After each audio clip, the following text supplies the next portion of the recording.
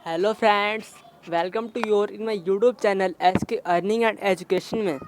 दोस्तों, मैं सुजीत कुमार आपका अपने YouTube channel S K earning and education में आपका स्वागत करता हूं।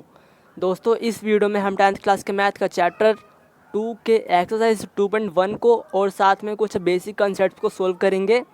तो दोस्तों, आप इस वीडियो को पूरा देखिए, साथ में इस चैनल को सब्सक्राइब कर दीजिए, इस वीडियो को लाइक कर दीजिए। तो चलिए दोस्तों, हम वीडियो को शुरू करते हैं। प्यारे बच्चों, आज हम 10वीं कक्षा के गणित का सेकंड चैप्टर पढ़ेंगे जिसका नाम है बहुपद। बहुपद और उसके घातों के बारे में हम 9वीं कक्षा में भी पढ़ चुके हैं।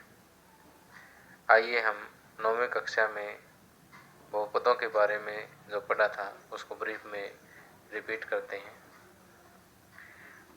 सबसे पहले कि बहुपद क्या होता है। ऐसे बीजीय व्यंजक जिनमें चर की घात एक पूर्ण संख्या हो, ऐसे बीजीय व्यंजक बहुपद कहलाते हैं। और बहुपद की घात क्या होती है? जो चर की सबसे बड़ी घात होती है वही बहुपद की घात कहलाती है।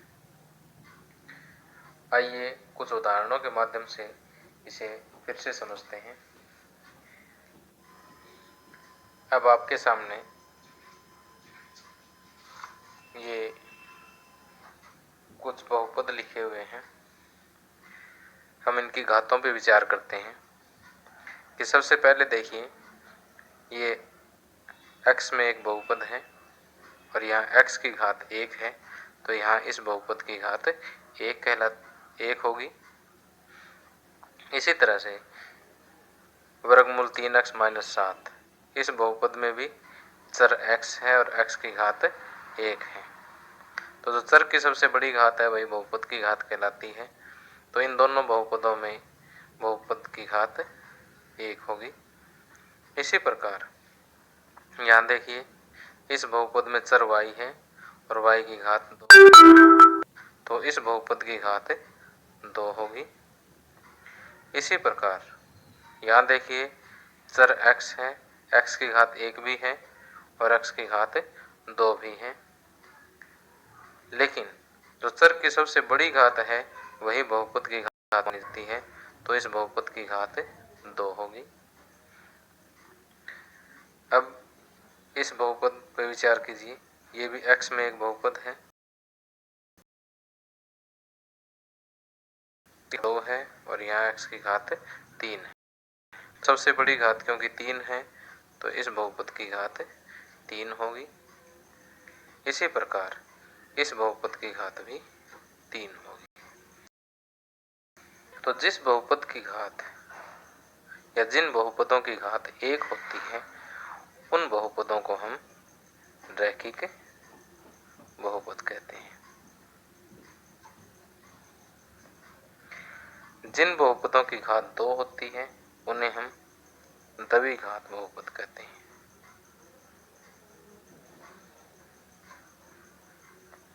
और जिन बहुपदों की घात 3 होती है उन्हें हम त्रिघात बहुपद कहेंगे। अब आगे आता है बहुपद का शून्यक।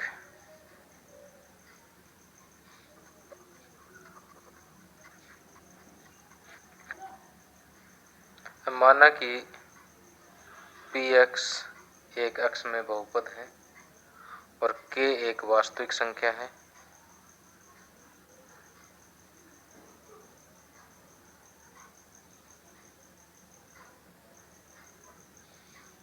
तो यदि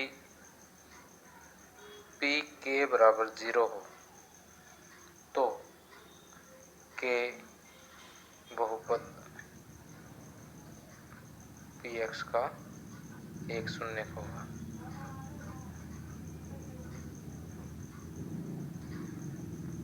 कि px एक बहुपद है जो कि x में है और k कोई वास्तविक संख्या है। यदि x की जगह k पुट करने पर 0 आ जाता है तो हम ये कहेंगे कि k दिए गए बहुपद का एक शून्यक है। आइए इसे एक उदाहरण के माध्यम से समझते हैं। हम एक एक्स में एक बहुपद लेते हैं P x is equal to x square minus 3x minus 4। यदि मैं x बराबर 4 रखूं तो P4 जो है वो किसके बराबर होगा, 4 का स्क्वायर माइनस 3 गुना एक्स की जगह 4 माइनस 4 का वर्ग 16 माइनस 12 माइनस 4, 16 माइनस 16 क्या आ गया 0। तो यहाँ से हम कह सकते हैं कि P4 इज इक्वल टू 0। तो 4 Px का एक शून्यक है। इसी प्रकार यदि मैं x बराबर माइनस 1 रखूँ तो P माइनस 1 जो है वो क्या होगा, माइनस 1 का स्क्वायर माइनस 3 गुणा माइनस 1 माइनस 4, माइनस 1 का स्क्वायर 1 प्लस 3 माइनस 4, 4 माइनस 4 0। यहाँ हमने देखा कि P माइनस 1 भी किसके बराबर है, 0 के बराबर है। तो यहाँ P4 भी 0 के इक्वल है और P माइनस 1 भी 0 के इक्वल है। इसका मतलब 4 और माइनस 1 दिए गए बहुपद के शून्यक है। इसलिए 4 और माइनस 1 बहुपद x square minus 3x minus 4 के शून्यक है।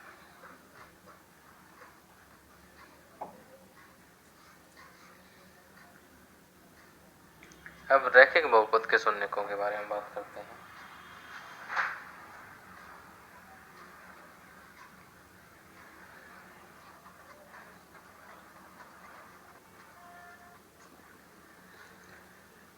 अब एक रैखिक बहुपद ले लेते हैं।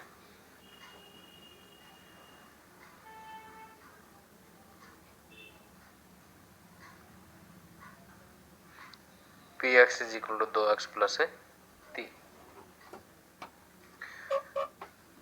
अब इसका शून्यक ज्ञात करने के लिए मान लेते हैं कि k Px का एक शून्यक है। माना कोई वास्तविक संख्या k बहुपद Px का एक शून्यक है।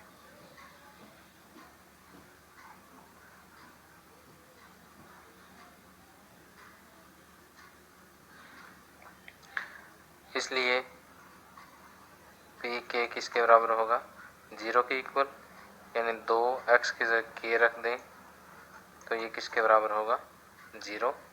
तो यहाँ से k की वैल्यू माइनस 3/2 आएगी। तो माइनस 3/2 दिए गए रैखिक बहुपद का शून्यक है। अगर इसी रिजल्ट को मैं जनरलाइज करूं, व्यापक रूप से अगर हम देखें तो Px मान लीजिए कि एक बहुपद है हमारे पास ax प्लस b। तो ax प्लस b का जो शून्यक है वो होगा माइनस b बाई ए।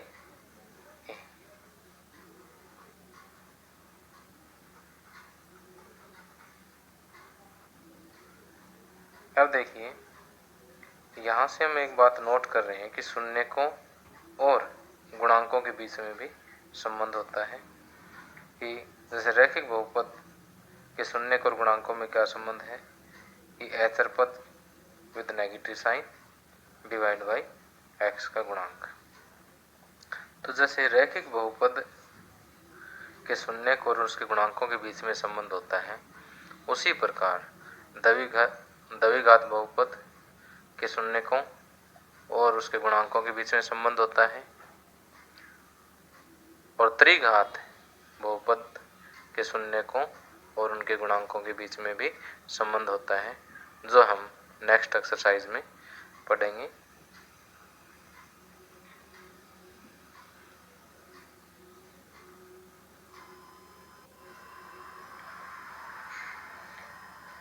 आइए अब बहुपदों के शून्यकों के ज्यामितीय अर्थ के बारे में चर्चा करते हैं। तो इसके लिए सबसे पहले हम रैखिक और द्विघात बहुपदों के आलेखी निरूपण देखेंगे, अर्थात उनके ग्राफ देखेंगे, और फिर उनके शून्यकों का ज्यामितीय अर्थ देखेंगे। सबसे पहले हम रैखिक बहुपद का आलेखीय निरूपण देखते हैं, अर्थात उसका ग्राफ देखते हैं कि किस प्रकार का होता है। तो हम यही सेम उदाहरण उठा लेते हैं कि हमारे पास एक बहुपद है 2x + 3। इसके शून्यकों का ज्यामितीय अर्थ देखने के लिए हम y बराबर 2x + 3 का एक ग्राफ ड्रा करेंगे, जैसा कि हम 9वीं कक्षा में करते आए हैं। मैं रिपीट कर देता हूँ आपके लिए कि ग्राफ ड्रा करने के लिए हम एक सारणी बनाएंगे, एक टेबल बनाएंगे। इसमें x की वैल्यू रखते जाएंगे, y की वैल्यू ऑटोमेटिक आती रहेगी। x की वैल्यू मान लीजिए मैंने -2 रखी, तो -2 दूनी -4 + 3 -1। और यदि x बराबर मैं 1 रखूं तो 1 दूनी 2 + 3 5, y बराबर 5 आ जाएगा। तो इस टेबल के आधार पर हमें एक ग्राफ ड्रा करना है। तो मैंने समय बचाने के लिए ग्राफ पहले से ही ड्रॉ करके रखा है। यहाँ देखिए एक बिंदु -2 -1 है, यानी x बराबर -2 और y बराबर -1 ये बिंदु है। और दूसरा 1 5, x बराबर 1 और y बराबर 5, इन दोनों की सीध में ये बिंदु आ जाता है 1 5। तो 1 5 और -2 -1 को अगर हम ज्वाइन करेंगे तो इस तरह से ये एक हमें y बराबर 2x + 3 का ग्राफ प्राप्त हो जाएगा। अब देखिए, क्योंकि ये बहुपद x में है, इसलिए हम इस ग्राफ को देखेंगे कि x को कहाँ पर प्रतिच्छेद कर रहा है। ये x को देखिए -1 और -2 के बीच में इस बिंदु पर प्रतिच्छेद कर रहा है, और इस बिंदु के निर्देशांक -3/2 और 0। अब इस बिंदु के निर्देशांक कितने हैं? -3/2 और 0। अब अगर हम यहाँ से देखें कि इस बहुपद का शून्य क्या था? -3/2। और यहाँ पर जहाँ ग्राफ x एक्सिस को प्रतिच्छेद करता है उस बिंदु का x निर्देशांक भी क्या है? -3/2। तो यहाँ कहने का अर्थ है कि जहाँ px का ग्राफ x एक्सिस को जिस बिंदु पर प्रतिच्छेद करता है उसका x निर्देशांक ही px का शून्यक होगा। तो अतः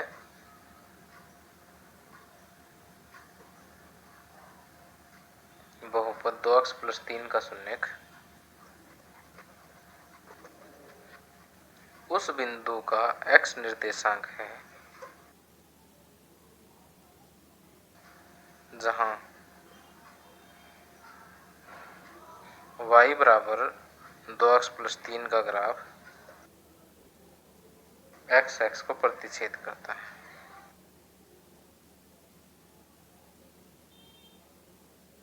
यदि हम इस परिणाम को व्यापक रूप से देखें, मान लीजिए हमारे पास एक रैखिक बहुपद ax + b है जो कि x में है। तो इस बहुपद का शून्यक क्या होगा? यदि हम इस y = ax + b का ग्राफ ड्रा करें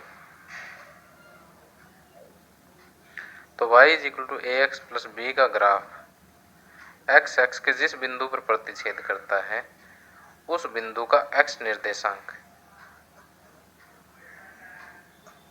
उस बिंदु का x निर्देशांक ax + b का शून्यक होगा।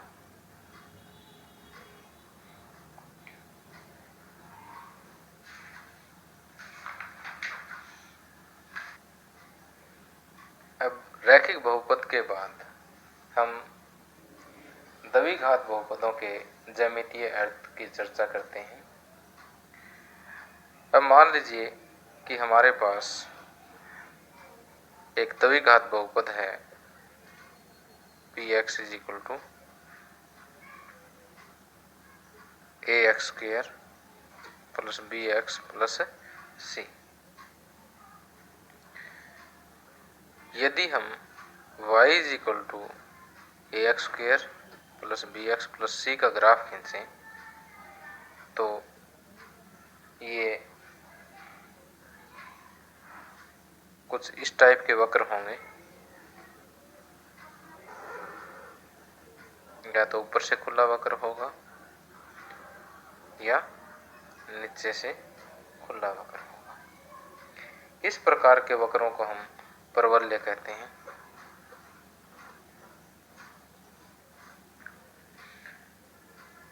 अब हमें द्विघात बहुपदों का ग्राफ किस प्रकार खींचना है वो हमारे सिलेबस से अभी बाहर है।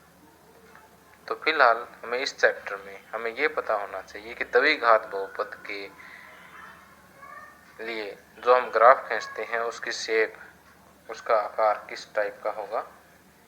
आपको ग्राफ किस तरह से खींचना है इस विषय में कोई जानकारी प्राप्त करने की आवश्यकता नहीं है, सिर्फ आपको उनकी शेप्स की जानकारी होनी जरूरी है। अभी देखिए, हमने थोड़ी देर पहले एक द्विघात बहुपद px is equal to x square minus 3x minus 4 के शून्यकों के बारे में चर्चा की थी। इस बहुपद के शून्यक हमने ज्ञात किए थे कि 4 और -1 होते हैं।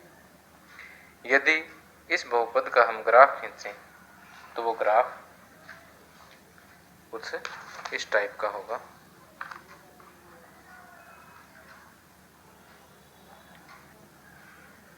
ये देखिए x एक्सिस है, ये y एक्सिस है।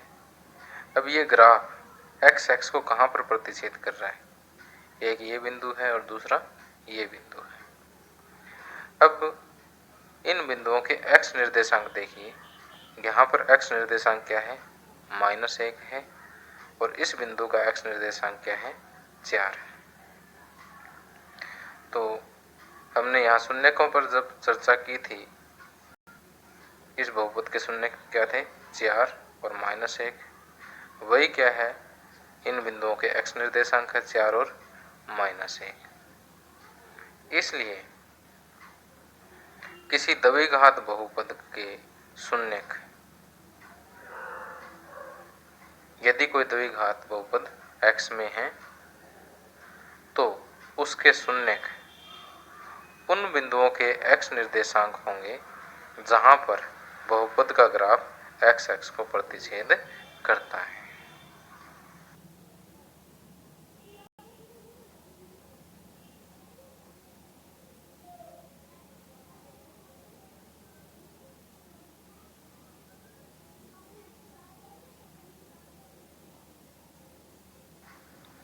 अतः हम व्यापक रूप से कह सकते हैं कि किसी द्विघात बहुपद ax square plus bx plus c के शून्यक उन बिंदुओं के x निर्देशांक हैं जहां y is equal to ax square plus bx plus c का ग्राफ x एक्स को प्रतिच्छेद करता है।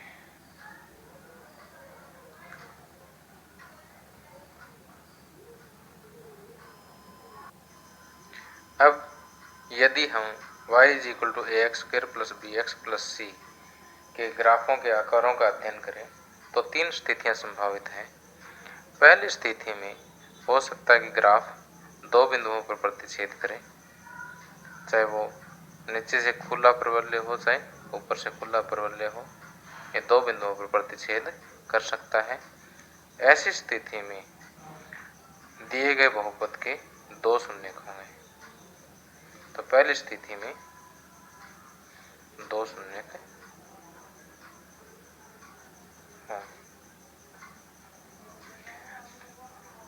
दूसरी स्थिति कुछ इस प्रकार से संभव है। दूसरी स्थिति में हो सकता है कि ग्राफ केवल x एक्स को एक ही बिंदु पर प्रतिच्छेद करे। तो ऐसी स्थिति में इस बहुपद का केवल एक ही शून्यक होगा। और तीसरी स्थिति ऐसे ही हो सकती है कि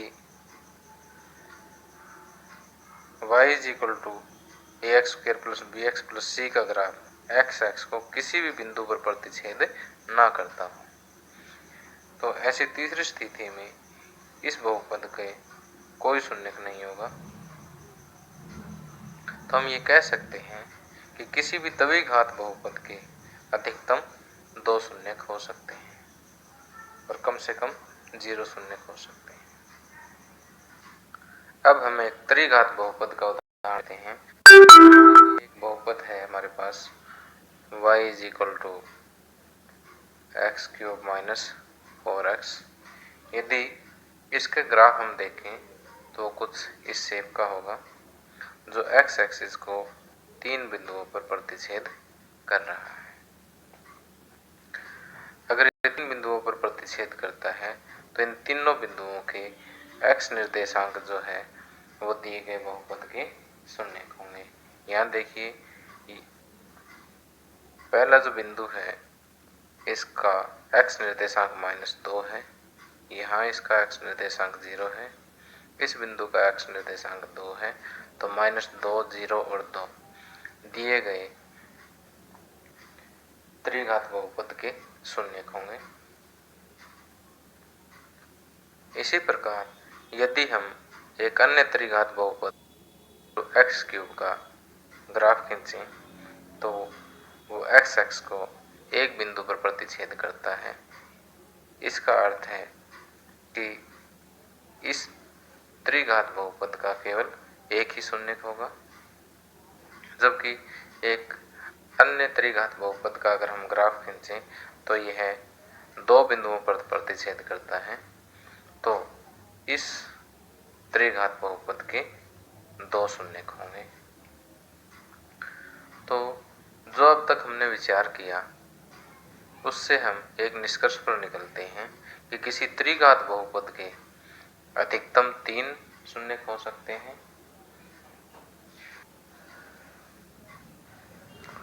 प्रश्नावली 2.1 में हमें ये 6 ग्राफ दिए हुए हैं।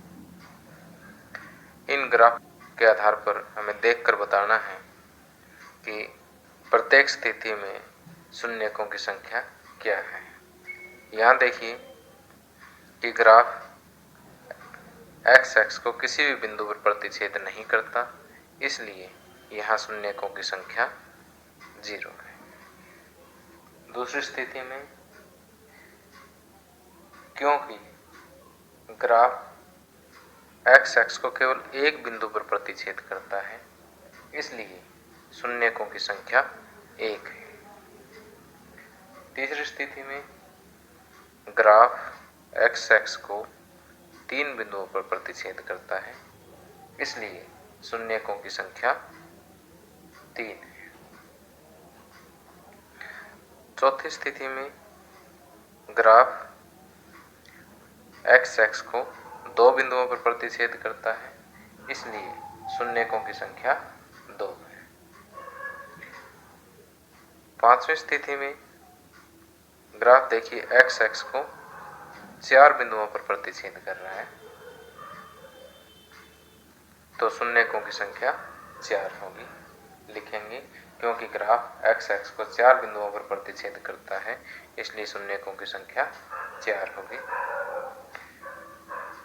यहाँ देखिए ग्राफ एक्स एक्स को 1, 2 और 3 बिंदुओं पर प्रतिच्छेद करता है, तो हम लिखेंगे क्योंकि ग्राफ एक्स एक्स को 3 बिंदुओं पर प्रतिच्छेद करता है, इसलिए शून्यकों की संख्या 3 है। इसी के साथ प्रश्नावली 2.1 समाप्त हो जाती है।